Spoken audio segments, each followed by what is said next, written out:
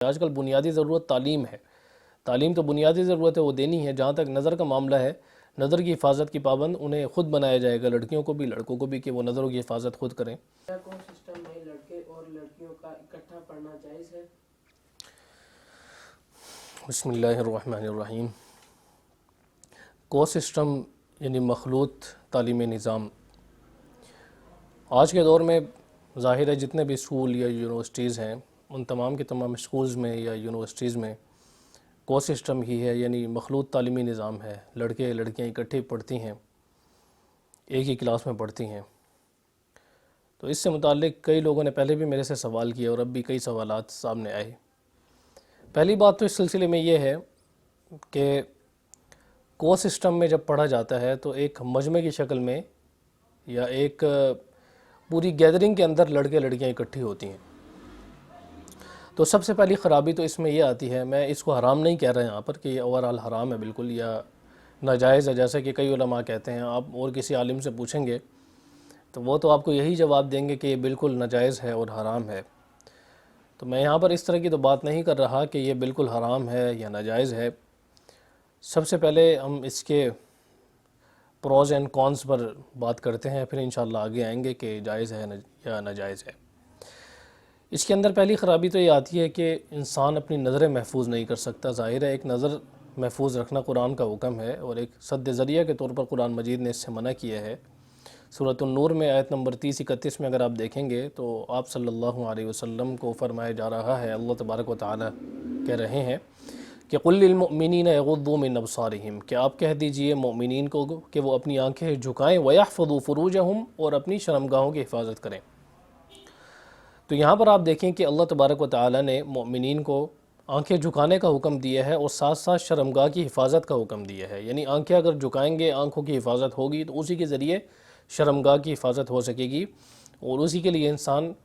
کے ذریعے انسان اپنے زنا سے بچ سکتا ہے، جو کہ بہت بڑا گناہ ہے شریعت کی نظر میں۔ سماجی گناہ بھی ہے، سوشل گناہ بھی سمجھا جاتا ہے اور شرعی حوالے سے بھی یہ بہت بڑا گناہ سمجھا جاتا ہے۔ اسی طرح آیت نمبر 31 میں مومنات کو بھی حکم دیا جا رہا ہے، مومن عورتوں کو، کہ وَقُلْ لِلْمُؤْمِنَاتِ يَغْضُضْنَ مِنْ أَبْصَارِهِنَّ، کہ آپ کہہ دیجئے مومن عورتوں کو کہ وہ اپنی آنکھوں کو نیچے رکھیں اور اپنی شرمگاہوں کی حفاظت کریں۔ تو غرض ہے کہ قرآن مجید سد ذریعہ کے طور پر اس چیز کو بتلا رہا ہے کہ شرمگاہوں کی حفاظت کس چیز سے ممکن ہے، کہ اگر انسان اپنی نظر کی حفاظت کرے گا، کیونکہ نظر کے ذریعے ہی انسان کے اندر ایک داعیہ پیدا ہوتا ہے، جو انسان کے اندر اللہ تبارک و تعالی نے شہوت رکھی ہے، ایک فطری شہوت ہے۔ جب انسان نظر کی حفاظت کرتا ہے تبھی وہ اپنی شرمگاہ کی حفاظت کر سکتا ہے۔ نظر کے ذریعے جو داعیہ پیدا ہوتا ہے شہوت کا، اسی سے شریعت منع کر رہی ہے کہ اسی کی حفاظت کی جائے۔ صحیح بخاری میں حدیث نمبر 3006 ہے، اس کے اندر حضرت ابن عباس رضی اللہ تعالی عنہما سے روایت ہے، وہ فرماتے ہیں کہ انہوں نے نبی صلی اللہ علیہ وسلم کو فرماتے ہوئے سنا ہے کہ آپ صلی اللہ علیہ وسلم نے فرمایا کہ کوئی عورت کسی مرد کے ساتھ خلوت اختیار نہ کرے اور نہ ہی سفر کرے مگر اس کے ساتھ محرم ہو۔ یہاں پر آپ دیکھیں خلوت کا حکم دیا جا رہا ہے، خلوت سے منع کیا جا رہا ہے کہ آپ صلی اللہ علیہ وسلم نے خلوت سے منع کیا کہ خلوت اختیار نہ کرے۔ خلوت اختیار کرنے کا مطلب کیا ہوتا ہے کہ مرد و عورت کے ساتھ کوئی تیسرا بندہ نہ ہو یا کوئی تیسرا شخص نہ ہو جو ان کے درمیان میں ایک جو گناہ ہے اس کے تعلق کے قائم ہونے میں رکاوٹ، کوئی اور تیسرا بندہ رکاوٹ نہ ہو۔ تو اس کا مطلب یہ ہے۔ صحیح بخاری میں ایک اور روایت ہے، اس میں آپ صلی اللہ علیہ وسلم نے فرمایا کہ تم عورتوں پر داخل ہونے سے بچو، یعنی عورتوں پر بہت زیادہ کثرت سے آنے سے بچو۔ تو انصار میں سے ایک شخص نے کہا کہ اے اللہ کے رسول، آپ کا جو ہم وہ ہے اس کے بارے میں کیا خیال ہے؟ ہم کہتے ہیں دیور کو، جو کسی بھی عورت کا شوہر کا بھائی ہے، چاہے چھوٹا ہو یا بڑا ہو، اس کو ہم کہا جاتا ہے عربی زبان میں، کہ دیور کے بارے میں کیا خیال ہے؟ تو آپ صلی اللہ علیہ وسلم نے فرمایا کہ الحم من الموت، کہ دیور موت ہے۔ اس کا مطلب یہی ہے کہ ایک نامحرم کے ساتھ جب انٹریکشن ہوتا ہے، دیکھتا ہے انسان، بات چیت کرتا ہے، تو اس کے ذریعے پھر انسان کے اندر وہ داعیہ پیدا ہوتا ہے، گناہ کا داعیہ پیدا ہوتا ہے، جو کہ زنا کا سبب بن سکتا ہے۔ تو اس سبب سے ہی آپ صلی اللہ علیہ وسلم نے منع کر دیا اور اس سبب کو ہی بند کر دیا، اس کے آگے بند لگا دیا۔ تو اس سے ہمیں پتہ چلا کہ مرد و عورت کا کسی ایسی جگہ پر اکٹھا ہونا کہ جہاں پر کوئی تیسرا بندہ ان کے درمیان میں حائل نہ ہو یا رکاوٹ پیدا نہ ہو ان کے درمیان میں، تو وہاں پر ان کا جمع ہونا ناجائز ہے اور درست نہیں ہے کسی بھی طرح۔ اب دیکھیں یہ موقع موقع کی بات ہو سکتی ہے آج کے دور میں کہ عورت اور مرد کسی ایسی جگہ پر ہیں جہاں پر انٹرویو ہو رہا ہے، مثلاً کوئی عورت ہے وہ انٹرویو دینے جاتی ہے، ظاہر ہے کسی اور دوسرے شخص کو تو جانے کی اجازت نہیں ہے، وہاں پر پڑھائی کے لیے انٹرویو دینا ہے، یونیورسٹی میں انٹرویو دینا ہے، تو وہاں پر ایک ہی بندہ ہوتا ہے جو انٹرویو لینے والا ہوتا ہے، تو یہاں پر ماحول ایسا سازگار ہوتا ہے کہ وہ فتنے کا اور زنا کا ماحول پیدا نہیں کرتا، وہاں پر عموماً کیمرے لگے ہوئے ہوتے ہیں یا اس طرح کا ماحول ہوتا ہے، تو ظاہر ہے اس کو آپ ناجائز نہیں کہہ سکتے۔ احادیث میں جس چیز کے بارے میں بتلایا جا رہا ہے وہ یہ چیز ہے کہ یعنی اس میں ماحول ایسا میسر ہو یا ماحول ایسا سازگار ہو کہ جو زنا کا ماحول پیدا کرے، دونوں کے مابین کوئی رکاوٹ نہ ہو، تو پھر وہ چیز حرام بن جاتی ہے اور وہ ناجائز بن جاتی ہے۔ کیونکہ صحیح بخاری میں ہی ہمیں ایک روایت ملتی ہے، اس میں آپ صلی اللہ علیہ وسلم نے فرمایا ہے، حضرت انس بن مالک رضی اللہ تعالیٰ عنہ فرماتے ہیں کہ آپ صلی اللہ علیہ وسلم کے پاس ایک عورت آئی، صحیح بخاری میں حدیث نمبر 5234 ہے، فرماتے ہیں کہ ایک عورت انصار میں سے آپ صلی اللہ علیہ وسلم کے پاس آئی اور آپ صلی اللہ علیہ وسلم کو تنہائی میں لے گئی۔ تنہائی سے مراد کیا ہے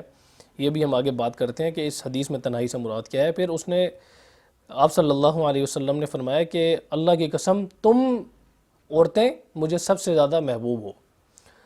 اس کا مفہوم میں واضح کرتا چلوں کہ یہاں پر آپ صلی اللہ علیہ وسلم نے جو یہ بات کی ہے اور خلوت کی جو بات ہوئی ہے اس میں محدثین کا اختلاف ہے۔ بعض محدثین نے یہ بات کی ہے کہ آپ صلی اللہ علیہ وسلم نے اس عورت سے بات کی، تو اس کا مطلب ہے کہ آپ صلی اللہ علیہ وسلم کی بات وہ لوگ سن سکتے تھے۔ تنہائی سے مراد یہ ہے کہ وہ آپ صلی اللہ علیہ وسلم کو مجمع سے ہٹا کے سائڈ پہ لے کے گئی، کوئی بات کرنی تھی اس نے، تو یہ مراد ہے۔ تو دوسری چیز یہاں پر یہ آتی ہے کہ انہوں نے کلام سنا، صحیح مسلم میں بھی یہ روایت آتی ہے، اسی کانٹیکس کے ساتھ ہے، حضرت انس رضی اللہ تعالیٰ عنہ سے روایت ہے، وہ فرماتے ہیں کہ ان امرأۃ کان فی عقلها شیء، کہ ایک عورت کے جس کی عقل میں کوئی اختلال تھا یا اس کی عقل جو ہے وہ ریٹارڈڈ تھی کسی طرح سے، تو اس نے کہا کہ اللہ کے رسول مجھے آپ سے کوئی کام ہے، تو آپ صلی اللہ علیہ وسلم نے فرمایا کہ ام فلاں اس کو دیکھو کہ اس کا کیا کام ہے، یہاں تک کہ میں اس کا کام جو ہے وہ پورا کر دوں، یعنی اگر اسے کوئی ضرورت ہو کسی چیز کی تو میں دے دوں۔ تو آپ صلی اللہ علیہ وسلم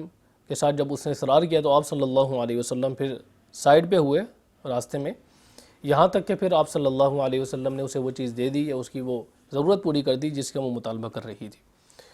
تو اس سے پتہ چلتا ہے، بعض محدثین نے یہ بھی نتیجہ نکالا ہے اور حدیث میں بھی یہ بات آئی ہے کہ وہ عورت مینٹل ریٹارڈڈ تھی۔ مینٹل ریٹارڈڈ کا مطلب ہے کہ ذہنی طور پر وہ درست نہیں تھی، ذہنی توازن اس کا درست نہیں تھا، اس وجہ سے اس نے آپ صلی اللہ علیہ وسلم سے کہا کہ میں آپ سے تنہائی میں بات کرنا چاہتی ہوں جہاں اور لوگ نہ سن رہے ہوں، لیکن آپ صلی اللہ علیہ وسلم قدرے دور ہوئے، اتنا دور نہیں ہوئے کہ دوسرے لوگ وہاں پر نہ دیکھ سکتے ہیں آپ صلی اللہ علیہ وسلم کو یا نہ سن سکتے ہوں۔ تو اس حدیث سے ہمیں یہ نتیجہ نکلتا ہے کہ جو تعلیمی نظام ہے آج کل کا تو وہ بالکل سیپریٹ تو ہو نہیں سکتا۔ بعض یونیورسٹیز ایسی ہیں جس میں سیپریٹ ہو سکتا ہے، جیسے انٹرنیشنل اسلامک یونیورسٹی ہے اسلام آباد میں، تو وہاں پر بالکل سیپریٹ نظام ہے، لڑکیوں کا بالکل الگ ہے، لڑکوں کا الگ ہے۔ لڑکیوں کو جو ہے خواتین ٹیچرز پڑھاتی ہیں، فیمیل ٹیچرز ہوتی ہیں، لڑکوں کے لیے میل ٹیچر ہوتے ہیں، لیکن عموماً ایسا نہیں ہے۔ اور جتنی بھی آپ یونیورسٹیز اٹھا کر دیکھیں گے، اسکولز اٹھا کر دیکھیں گے تو ان میں ایسا نہیں ہوتا، بلکہ ان کے اندر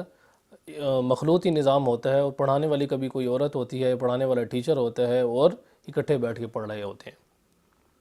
تو اس میں ہمیں حدیث سے میں یہ پتہ چلتا ہے، اور یہ جیسے کہ میں نے پہلے بھی ذکر کیا کہ یہاں پر اس کی علت یہ ہے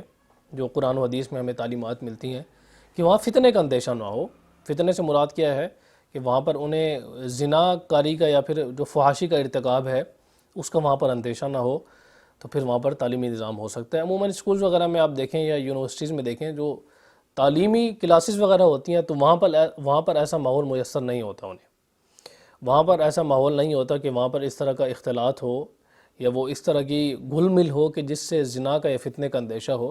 بلکہ یونیورسٹی سے نکلنے کے بعد یا پھر کلاس سے جب چھٹی ہو جاتی ہے تو اس کے بعد عموماً اس طرح کی حرکتیں سامنے آیا کرتی ہیں۔ تو تعلیمی نظام کو آپ اس طرح نہیں کہہ سکتے کہ تعلیمی بالکل حرام ہے اس طرح کی اور تعلیمی ناجائز ہے، کیونکہ وہاں پر اس طرح کا ماحول سازگار نہیں ہوتا کہ جو اس قابل ہو کہ جو زنا کے لیے یا پھر انسان کی جو فتنہ ہے اس کا سبب بن سکے۔ تو اس وجہ سے ضرورت کی حد تک اس کی گنجائش دینی چاہیے۔ البتہ یہ ہے کہ اس طرح کا کام ہونا چاہیے کہ جو لڑکے لڑکیاں ہیں وہ بالکل ایک ساتھ نہ بیٹھی ہوں، بلکہ قدر فاصلہ ہو ان دونوں کے درمیان میں، اور اسی طرح جو تعلیمی وقت ایسا ہو کہ اس وقت کے اندر کوئی فتنے کا اندیشہ نہ ہو، جیسے دن کا وقت ہو، صبح کا وقت ہو، شام کا یا رات کا وقت نہ ہو۔ تو اس طرح کی اگر شرائط کا لحاظ رکھا جائے تو پھر میں یہ سمجھتا ہوں کہ جو اس طرح کا تعلیمی نظام ہے، مخلوط تعلیمی نظام، کہ اگر اس کے اندر ان شرائط کا لحاظ رکھا جائے تو پھر وہ بالکل درست ہے، اس کے اندر کوئی ایسی بات نہیں ہے۔ البتہ نظر کی بات رہ جاتی ہے کہ نظر کو انسان جھکائے، تو اس کے لیے ظاہر ہے ہر کوئی اپنا نظروں کی حفاظت کر سکتا ہے، لڑکیاں اپنی نظروں کی حفاظت کر سکتی ہیں، لڑکے اپنی نظروں کی حفاظت کر سکتے ہیں، تو اس کے ذمہ دار وہ خود ہیں کہ وہ اس ماحول میں رہتے ہوئے اپنی نظروں کی حفاظت کریں۔ اب ظاہر ہے پابند شریعت تو نہیں کرتی کہ ان کی جو بنیادی ضرورت ہے اس سے بھی محروم کر دے۔ آج کل بنیادی ضرورت تعلیم ہے، تعلیم تو بنیادی ضرورت ہے، وہ دینی ہے۔ جہاں تک نظر کا معاملہ ہے، نظر کی حفاظت کی پابند انہیں خود بنایا جائے گا، لڑکیوں کو بھی لڑکوں کو بھی، کہ وہ نظروں کی حفاظت خود کریں، اور اس طریقے سے انہیں جو ہے نا وہ تعلیم دی جائے گی، انہیں اسلام کی جو آگاہی دی جائے گی۔ زبردستی کسی پر مسلط نہیں کر سکتے آپ کوئی چیز، زبردستی جتنا مسلط کریں گے اتنی ہی وہ چیز ابھر کر باہر آئے گی۔ تو اس وجہ سے میں یہ کہا کرتا ہوں کہ آپ نظام اس طرح کا میسر کریں، ماحول اس طرح کا میسر کریں کہ وہ ماحول خود ہی ان کو علیحدہ علیحدہ رکھے۔ جس طرح آپ دیکھیں باہر کے ممالک میں بھی مسلمان ہوتے ہیں، وہ مسلمان گناہوں سے بچتے ہیں اور زیادہ متقی پرہیزگار ہوتے ہیں۔ جو بندہ کسی ماحول کے اندر سے نکل کے آتا ہے اسے زیادہ اہمیت ہوتی ہے جو اسلامی تعلیمات ہوتی ہیں۔ تو یہ چیز ہے تو میں نے آپ کے سامنے رکھنی تھی کو سسٹم کے حوالے سے۔